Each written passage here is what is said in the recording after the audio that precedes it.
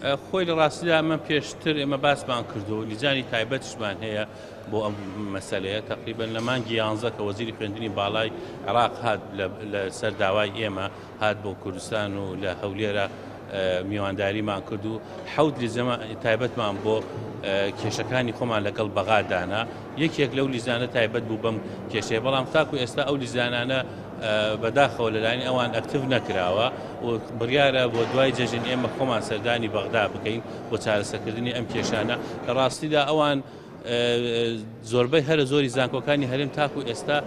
لەلایەنی حکوومەتی عێراقەوە دیان پێ زیاتر لە 20 زانکۆی هەرێمی کوردستان لە ناویانە حکومی و ئەهلیشە لەلایەنی وەزارەتی خوێندنی باڵای عێراقەوە دانی پێ نەنراوە لەبەرەوە ئەو هەڕەشەیە هیچ مانایەکی نییە لە کاتێکە خودی ئەوانە تەنها یەک زانکۆی ئەهلی با بڵێندانیان پێوە ناوە کە زانکۆی جیهانە ئەویش لەم مانگەی ئەخیرا بووە و لەگەڵ زانکۆی ئەمریکی کە لە ئەسڵا خۆی لە عێراقا دروست بووە لە 2006 وەڵامی ئێمە ئەوە بێت کە ئێمە قسەیان لەگەڵ ئەکەین پێشتر و تومانە بەڵام مافە دەستوریەکانی ئێمە بەپێی دەستور مەسەلەی